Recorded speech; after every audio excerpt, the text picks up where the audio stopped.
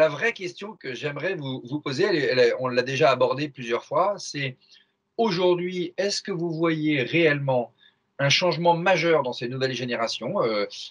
Moi, j'étais étudiant d'une école de commerce il y a 20 ans, et donc on faisait des stages classiques, etc. Est-ce qu'aujourd'hui, vous avez l'impression que justement la logique de sens, cette logique de retour aux choses essentielles est très profonde, ou il y a un discours marketing, mais finalement, quand on creuse un peu, c'est pas si vrai que ça?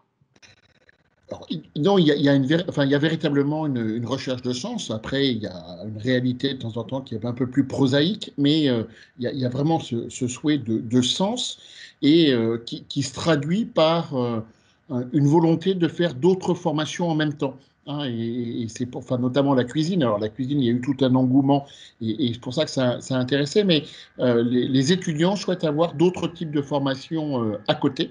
Alors, nous, à GEM, on en a développé beaucoup, mais parce que ça leur permet d'avoir d'autres visions, de découvrir d'autres choses.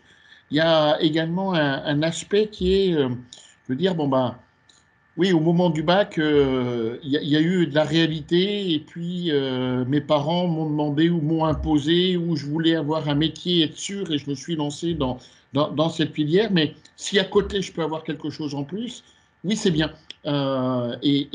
Et le diplôme et la notion de double diplôme est également une notion importante. C'est de dire, c'est pas un simple stage dans une cuisine ou dans un restaurant ou dans une pâtisserie. Non, c'est oui, la volonté d'aller beaucoup plus loin, enfin, Mettre à de risque? me mettre en défaut potentiel, mais de me faire sortir de ma zone de confort et d'avoir cette possibilité d'avoir autre chose que j'utiliserai ou pas, mais qui me plaît énormément. Et tout notre défi à nous, école, est d'organiser tout cela parce que on s'aperçoit qu'on a maintenant une expérience étudiante, alors qui est celle que vous avez connue. Je viens pour des cours.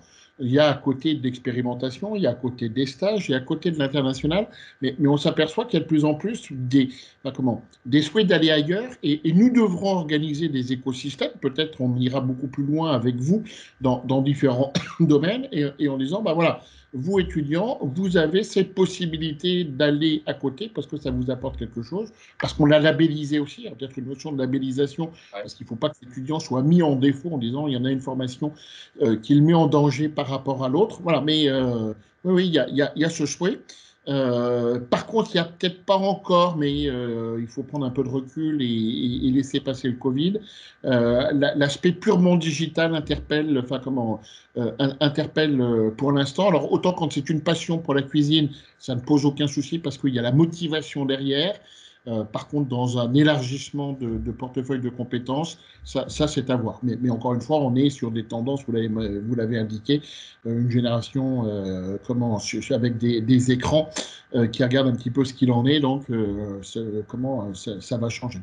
D'accord. Voilà. Et puis il y aura peut-être aussi un troisième acteur qui interviendra, qui seront les CFA professionnels ou d'entreprise, qui là aussi peut-être proposeront à un moment donné des bouts de formation qui seront utiles à des étudiants, là encore une fois, dans une logique de développement personnel, de passion ou d'ultra spécialisation.